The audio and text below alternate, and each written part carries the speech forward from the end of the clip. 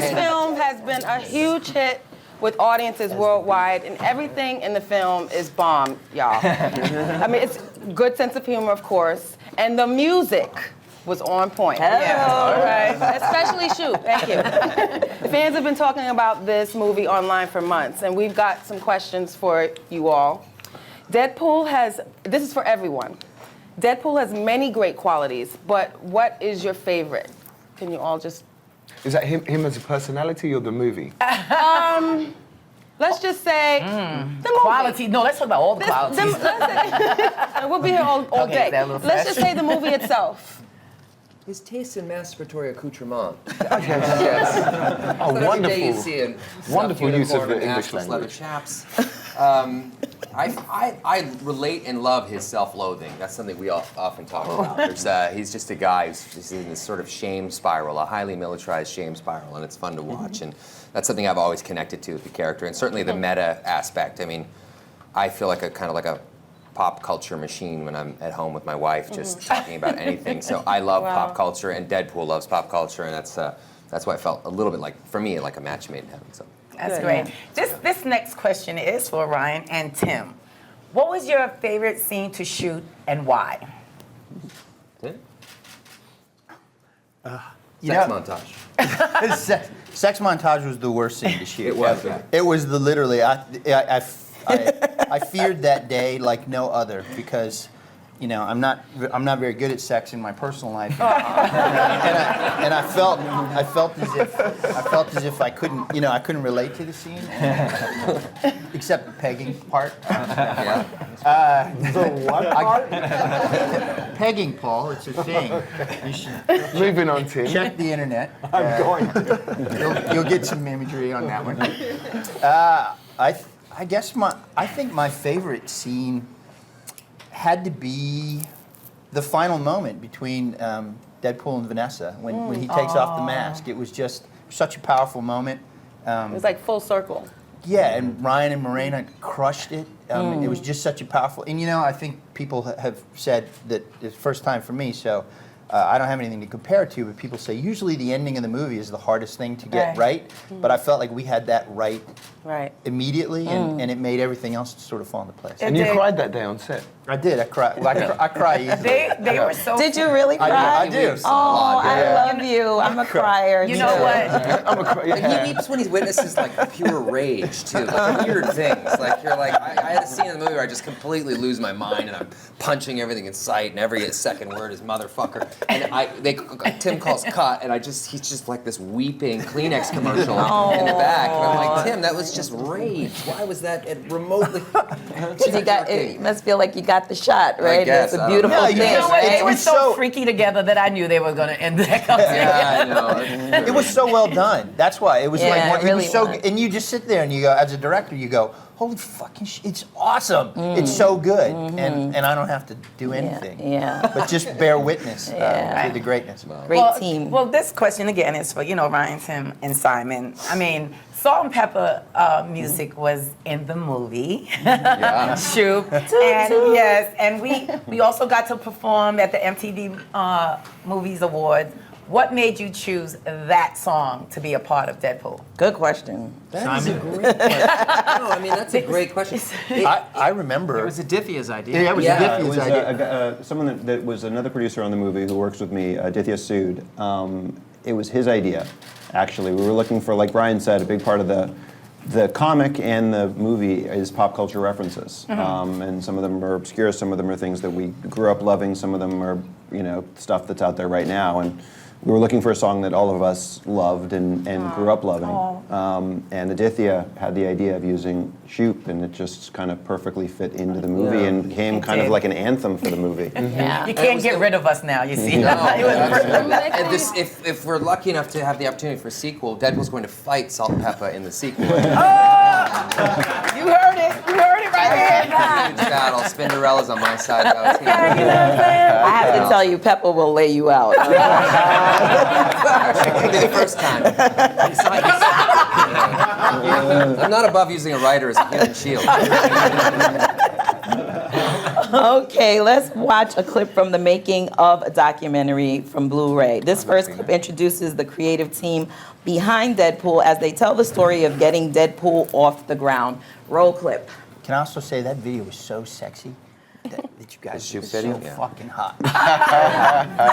Well, thank But you. he's bad at sex, so just ignore it. And he's gonna Whatever read. works. But I masturbated to it frequently. But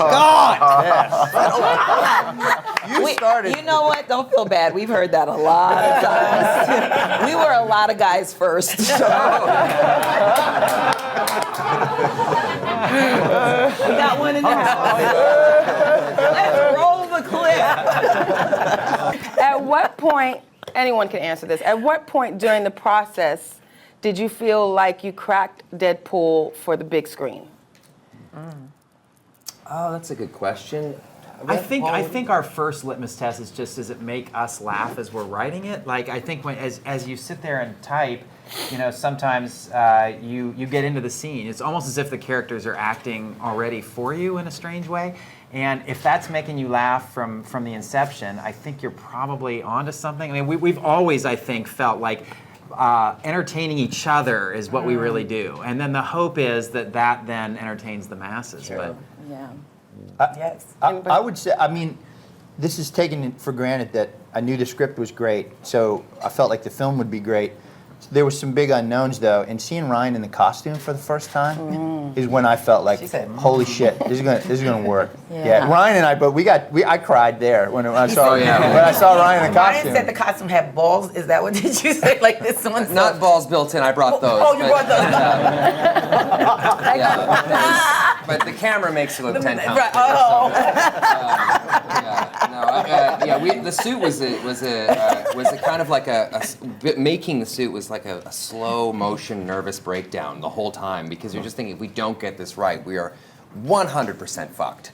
And as it was being developed and designed, we had all these notes and we had all these thoughts, but we had no time. I mean, the studio greenlit the movie, and basically 10 months from our first day of shooting, we were on the big screen, and that's no time for a film like this. So, Wow. so we had to get that suit right and fast. And when it was finally completed, we went into this little warehouse in Los Angeles, and Russ Schenkel, who owns this Film Illusions company that makes these suits, he had it there in like a perfect light and like sitting on a mannequin, and we cried. I mean, we just wept because it was Wow. it was Right, ripped that was right it. out of the pages. Not only that, we felt like we finally created a comic book character that was it was the most faithful adaptation from a comic to a film suit that I'd ever seen, and I thought that was pretty special. It was pretty awesome. Yeah. Rhett and Paul, did any of your own roommate experiences influence the dynamic between Wade and Blind Al? Yeah, which one of you is Wade? Which one is Blind Al? I used to live with Paul's brother, and Paul crashed on our couch for about 2 months one time Really? without paying rent. So yeah, I think some of that angst Without might have bled paying. over into the Absolutely. character. What would you say? Yeah, I mean, I do build the IKEA, and Rhett does pay the rent. So. Okay. Well, Blind Al's the consummate roommate. I mean, Deadpool's the hideous. Yeah, I fixture mean, in some of that apartment. does come from personal stuff too. It's like I did have IKEA furniture. I always had to build it on my own. I'm the least handy person. I'm a writer. I think Simon can relate. I'm the least handy person in the world. And you would place a newspaper on my dining room table, and it would start doing this, like because of the shoddy construction that we had. Wow. Yeah, that Blind Al scene was funny. Okay, this next clip touches on Deadpool's iconic costume and the extensive work that went into making sure the suit looked right. Roll clip. Okay, so where's the weirdest place you've worn the Deadpool suit? I mean, Where's the weirdest? You know what? Like Speaking We should get of, Blake up here to right. Yes, I cannot maintain an erection unless I'm in the suit. No, to be totally honest, the one thing I thought was really fantastic is a lot of kids have been reaching out, because they look up to Deadpool. A lot of kids who are suffering from cancer and that sort of thing. And I've gotten to know a lot of these kids just based on Deadpool. They love this character, Wade Wilson, who basically is given this diagnosis and flips at the bird. And it's something that a lot of these guys but guys and girls really relate to. And I got to spend a lot of time with these kids and do a lot of stuff with Make-A-Wish Foundations. And I always want to wear the suit when you go into the hospital. But the problem is the suit is mostly weapons. So it's like you can't, like Captain America has a shiny shield. Thor has like a semi-non-threatening hammer. I have katanas and like semi-automatic pistols, which is not something you go through a metal detector at a hospital in. So I've always wanted to wear it there because I think it would be really special. And they will test. They'll be like, "Where's the whole suit?" They want everything. I know. One day we got to figure that out. So, but other than that, I feel like I'm wearing it every other day. I mean, we're doing something. I feel like if I just let Fox run my calendar, I would be sleeping in a suit, making appearances at random Ohio State fairs. And, no, but I do have a suit at home. I did leave with a suit. There was no way I was not going to leave with a suit. So. Doing this today reminded me that promotions just doesn't end, right? Yeah, this it's sort of, you just go, it's a high-class problem. But when you have a successful movie, so that's great. Ed, is it better playing a hero or a villain? It's good playing. It's wonderful playing a villain when you have a director like Tim Miller. When you're opposite someone like Ryan Reynolds. When you have words written by people like these two gentlemen next to me. It's wonderful being in that position. But Ryan will say it's wonderful being a hero when you're surrounded by everything except me, probably. But no, I mean, it's when it's a well-written and a rounded character, then it's great. But I don't only want to play villains. My bone structure lends itself to the darker side of characters. And somehow I seem to be able to summon the darkness and find Has a it. British person ever played a hero? I want to be the first. And you played it so well. He did. Way too well. What I Way loved too about him well. is that he didn't always play it like a villain. I mean, he had his own convictions and his, whether they're opposing to the heroes or not, it sort of lends itself to making him the villain. But I love that you didn't, you it was weren't hard. twisting the mustache. When you were talking earlier, saying, when did you know that Deadpool, that you got it right with the movie as a whole? It's like, I'd say me and Tim. Well, I don't know, Tim might answer this differently, but I certainly never thought that we had it. I always felt like I was surfing a thin line and was, I had these concerns the whole way that I didn't want it to be this moustache-twirling, cat-stroking villain. Right. So it only was when I watched the movie that I was like, okay, we did all right. I survived. It wasn't cliched, but I never really felt like we'd got it. Yeah, that creative process is scary. We totally got it. What are you talking Yes. about? You are sitting next to the director. What the fuck? No, we did get it. But when we were doing it, I was like, oh man, I hope this isn't too. There's a camera right there. I can lay down and you can go to work if you want. We should react the whole warehouse fire. Yeah, right? That scene, amazing. I that thought was great. Oh, sorry. So Ed did some great scenes, but that scene where he's talking to Ryan and explaining how this process is going to work, and it's so fucking good. It was Ryan's idea to, again, we're trying to take the edge off the whole mustache twirling. Ryan's like, what if he's just eating some broccoli? So we're like, yeah, there's a great idea. But you notice when Ed eats broccoli, it's like his face, I don't know what it is about your facial structure. It's like everything's moving underneath, and the way the light Faces usually move when people talk, Tim. Most people, your face is moving now, Tim. Not as much, but it's just as beautiful. I think it's one of my favorite shots in the whole movie. You're not going to cry again, are you, Tim? It wasn't. You're going to start weeping. It wasn't. All right. But you can't, as a director, you sit back behind the monitors, and just when it works, it's just wonderful. Yeah, When it doesn't work, he doesn't call cut. He just goes wrong. Really? Is that true?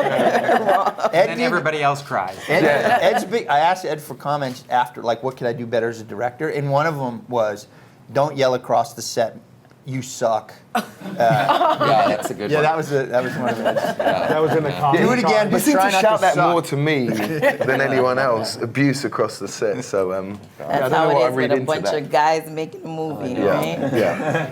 Okay, so Sensitive Ryan, who's the bigger villain, Ajax from Deadpool or Dusty Lee from Just Friends? Dusty Lee. Lee. Simply Dusty. Dusty. Is there any other kind? God, yeah. That's funny. Dusty Lee. That was a pretty great villain, I gotta say. But you know, I am in the room right now with Ed. So. Yes, Ryan. Yes, Who was it? Sorry. yes, it was. Do you play the guitar like you have 16 fingers? I don't know. Dusty Lee did. Yeah, I definitely. I gotta go with Ed because I don't know that Dusty Lee could fight as well in a burning building with a naked man. This is where you start singing "I Swear," Ryan. That's funny. That's enough. Okay, so next up, we'll see the complex process of applying skin prosthetics to Ryan Reynolds in order to transform him into this Tongue twister. yeah, into the prosthetic, no, into this disfigured Deadpool. All right. Yes. This clip? Yeah, we made it already. Bill Corso, real on-camera face. Yeah, he looks great, huh? Very handsome. He does his own makeup. When they greenlit the movie, maybe the second thing that Ryan said was, "Tim, you got to call Bill Corso. Yeah. You got to call Bill Corso. He's the best there is.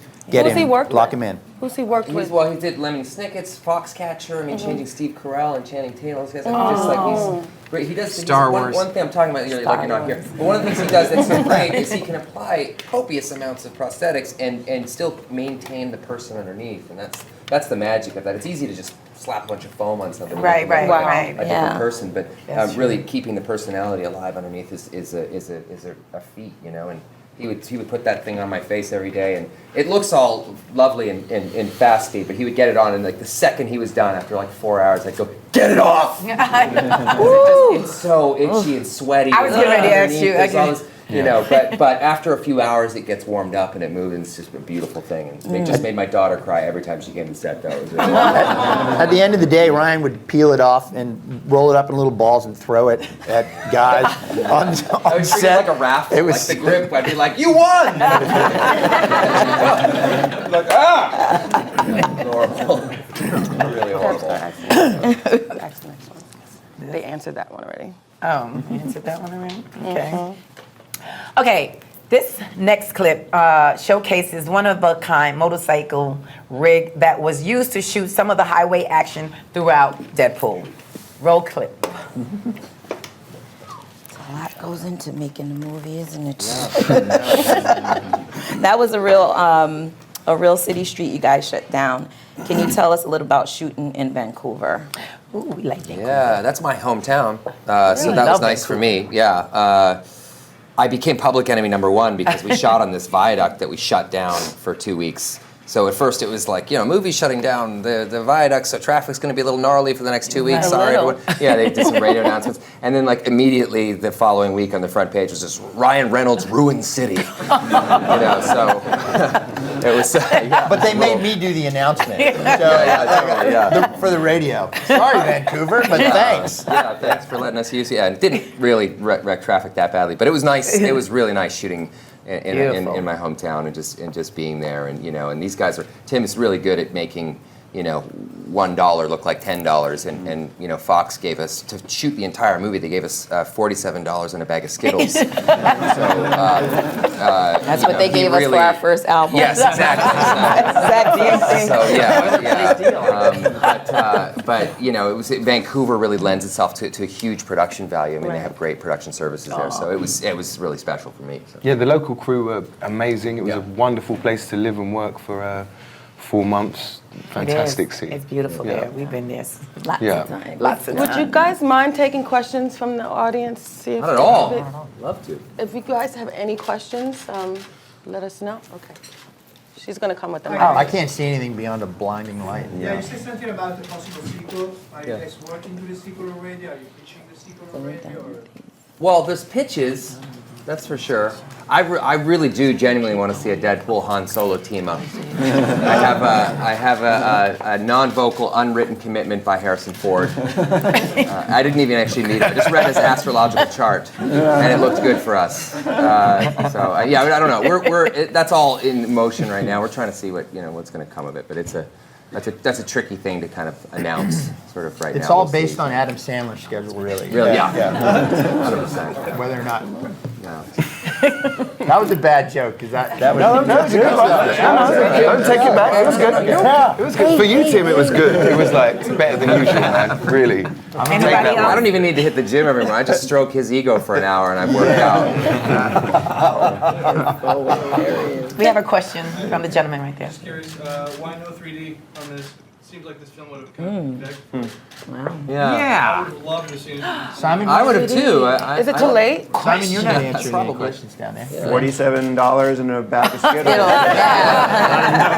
3D costs money. I don't know. What aesthetically would you have wanted 3D, Tim? I think it was just time, honestly. But you know, we did the little test that leaked at one point. Ryan's producing partner, Jonathan Comack Martin, called in a favor at one of the Stereo D, and we did a 3D test of that slow-mo motion as he's about to cut the guy's head off. It's fucking awesome. But I don't know. I personally am not the biggest fan of 3D. I think technology will get better, but I don't like the way it takes the glasses, and it takes 30% of the brightness off. Darkens everything. Yeah, so the new projectors are really going to help that, and it's going to look better. Like laser IMAX really helps that issue, and other laser projectors coming on the market. But I wasn't upset. I don't care for 3D because I got to put the glasses over my glasses. They may invent something. It takes away a little bit from the communal experience of being in a movie theater. I feel separated from people. Anybody else? We have a question right here. Hey Ryan, this is a question for you. You often describe Deadpool as a horrible relationship, breaking up, getting back together, and finally getting married.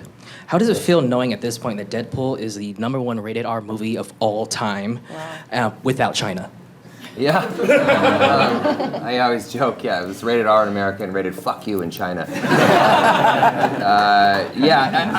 Look, it feels great. I mean, to be perfectly frank, since the movie became that big, I've been insufferable.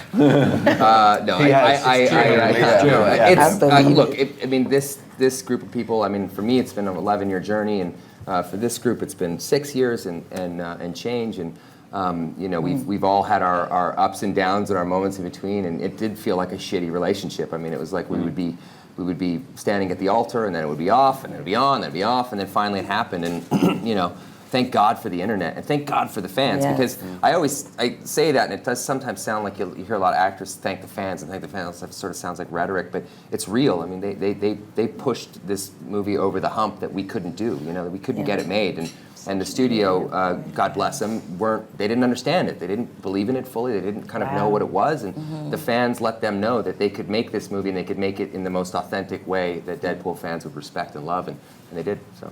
This is a 24-year journey for me. 11 for you. Oh wow! Wow! Oh no way! That's you with the little guy with the little Deadpool. Is that the first comic? Which is that? What are you carrying? That's the one of his first series. I have the 98 New Mutants. That's pretty sweet. That is pretty good.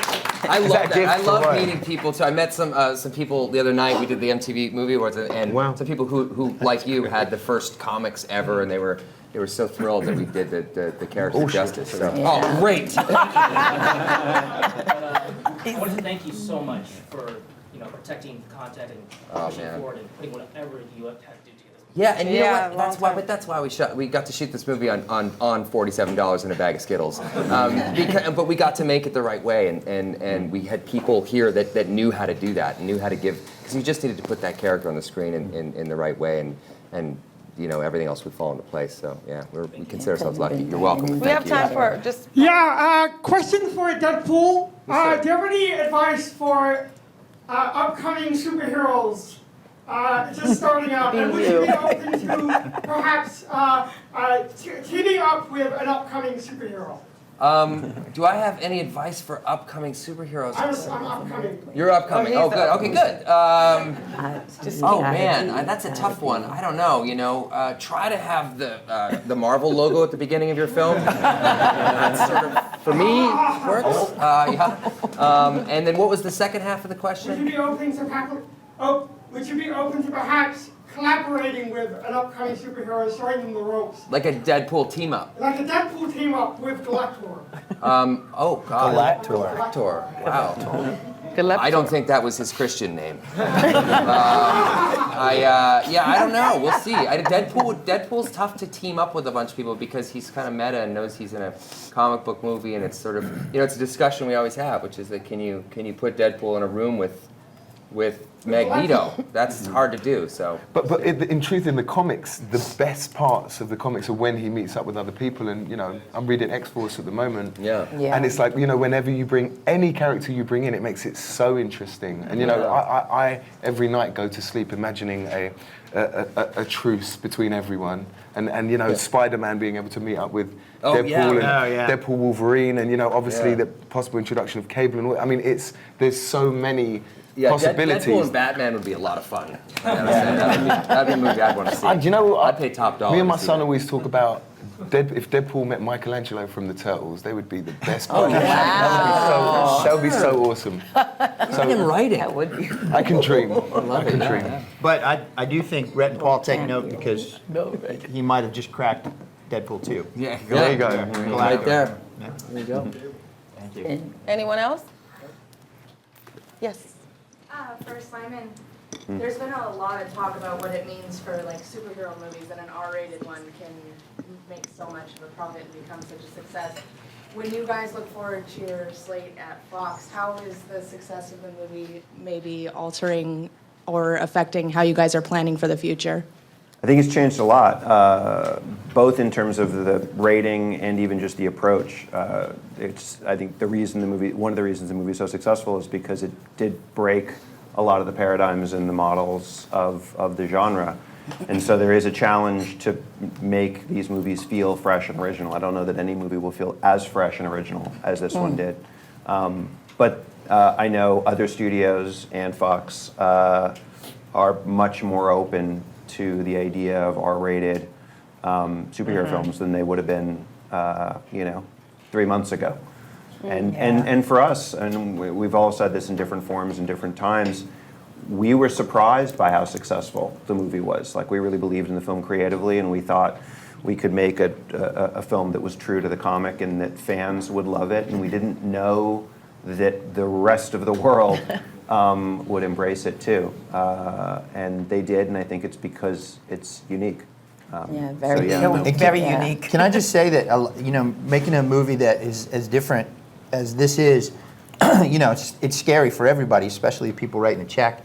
And Simon provided covering fire, I don't know the business well enough, but you hear the stories and how bad it can be. Right. And Simon protected us from Simon all was of kind that. of the bridge between us and the studio, that they trust him implicitly, and he said just let them go do the movie that they need to make, and because of that we were able to do that. And because it is. I also can empathize with the studio when you're cutting a check. It's still a big check, even though this movie is a smaller in terms of superheroes. He's still, it's scary. Yeah, it's a big investment nonetheless, and So and Simon's constantly being there saying, I know what it looks like.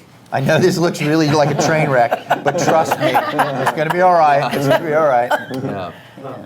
Got to have that calming effect in your in your position. We got one more question. Yes, it's from me. Ed, you had a naked fight scene with Ryan. We had many off camera. Off camera, yeah. Was there any close calls with Deadpool's fun sack? With Deadpool's fun sack. Is that what you call it? No, I mean, it was, I think, there's a lot of people around the world very jealous of me. Maybe if they were there on the day with all the rusty metal, the wheelchairs on fire. Are those sexual positions? Or Euphemisms, the old Roman helmet? The flaming wheelchair, It was a sad sack.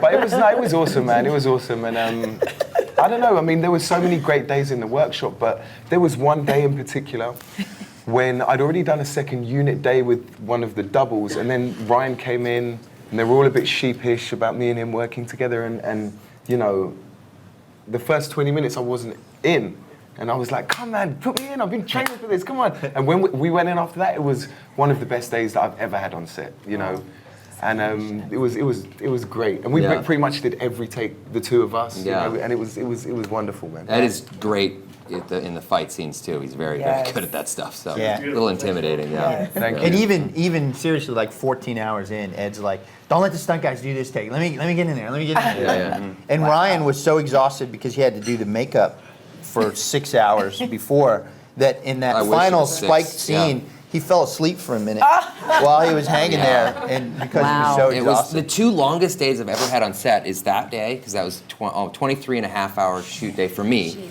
Not for everyone else, just because Bill Corso as well was there for as long as I was. And ironically, the other longest day was on Wolverine. It was, I did 2 units at once, and I did a 23-hour day on that one. That was the other longest day. So it was always somewhere around. It was always Fox. It's always Fox. My sleep schedule. Yeah. Simon? You tried 23 hours in labor. and then Yeah, you right. grabbed- Bring it right to, yeah. True. Absolutely. True. Oh, that would be very hard on my penis, I gotta say. Very hard. We can all agree. And that's why Morena's not here, guys. She actually just had a baby. We do issues here, and so she couldn't make it. Our kiss was good, but not that good. It was 9 months ago. So is fighting naked harder or easier? It's fighting naked. I can't And think, Ryan, I want to hear from I both of honestly them. can't think of a more terrifying situation when a man not wearing a stitch of clothing, his penis hanging out, is coming at you to fight. I mean, if that happens to me, there is a Ryan-sized hole in the wall. I am out of the room. I'm gone. That guy's got something going on that I don't want to deal with. So, I don't know. How did it feel for you, Ed? Oh, it felt great. Right, it really did. Yeah, it did. Yeah, I mean, I suppose actually, in all honesty, you didn't have, you could move well in the prosthetics and stuff, and sometimes costumes. If you have a suit of armor or lots of stuff weighing you down, it can be difficult. Sometimes the shoes, especially like period pieces and stuff, it's difficult to walk and fight, and they're slippery. So actually, it's probably better than a lot of fight outfits. Yeah. And you don't mind having What? Go ahead, say it. Having Stuff what? just swinging around? Yeah. Cinderella. The junk wasn't We're all out. adults here. Okay, it wasn't always out. out, yeah. But actually, the best. unless There was you're just a always- wonderful thing that our generous Bill Corso, who's just has such a great sense of humor as well. He made a fake willy and balls, and he basically had. There was this wonderful girl who's working in the makeup department. He had her go round to find a condom that they could stuff, and she came back and she said, "I've been to 12 sex shops today looking for non-lubricated condoms," which is something I'd never heard of She before. went to 12 sex shops, then her lawyer's office. And she was sitting there drawing veins on it, and it was, we didn't use it in the movie, but it was. Is it going to be Is it a Blu-ray? DVD? That's what. Ryan took Feel free to the stop talking anytime. Ryan took the suit home, but I took that home.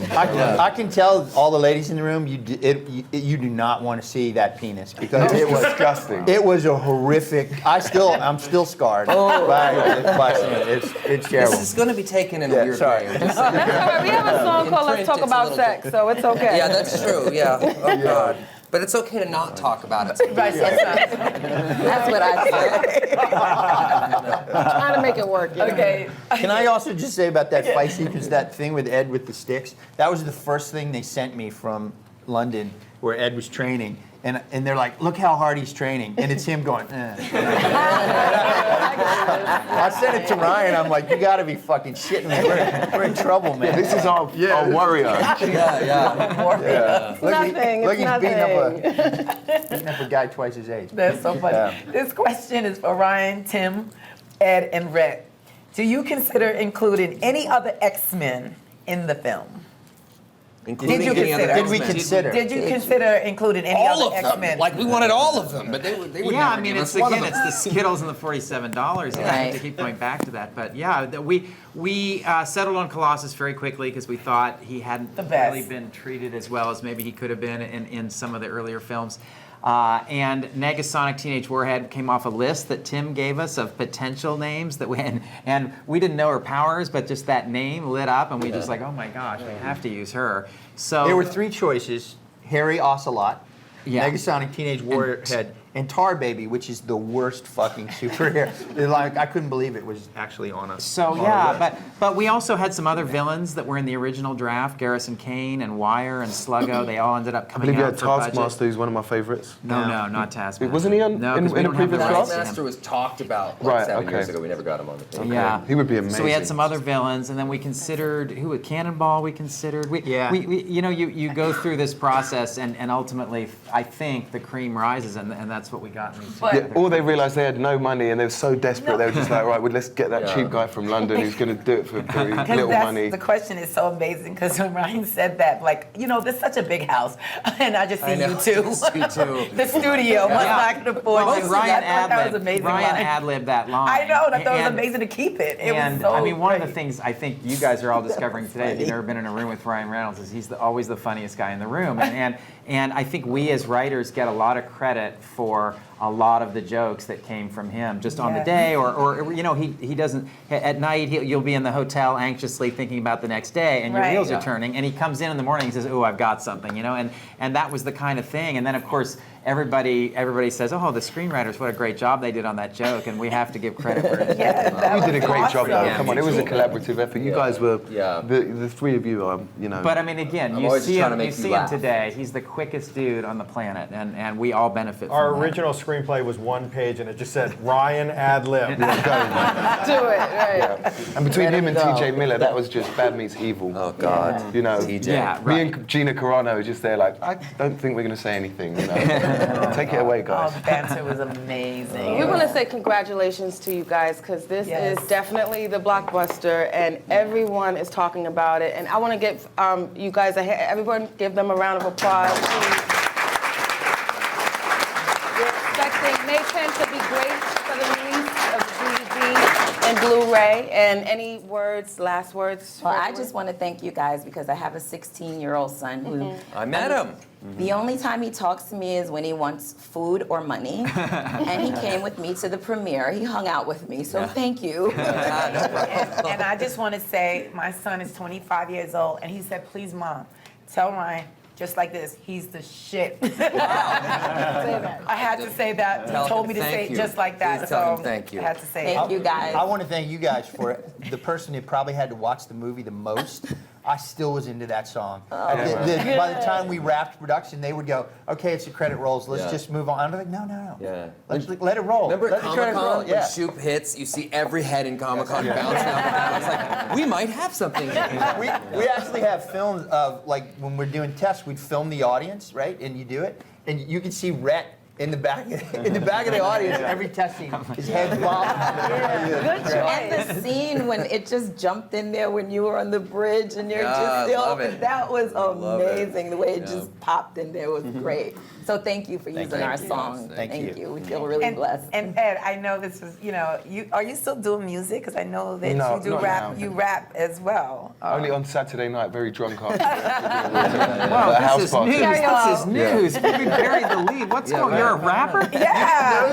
I have many past You're lives. gonna get it. You're gonna get it now, Ed. Oh boy. They're going to be writing for They're me. going to be writing for you in that. Yeah. No, I mean, you guys are, we grew up with Salt-N-Pepa. And when I got into the theatre, my agent said, look, Salt-N-Pepa are down now. Oh my God, remember that? My voice just went up. I sense a To team meet up. you guys, I was like, team up. Let's get a team up. yeah, it's like 10 years too late for me. You know? Follow you back You guys are doing now. it so well. you guys are the We masters. get a team up. We'll be the Thank superheroes you called guys for Ajax. coming out here Thank today. y'all. I really,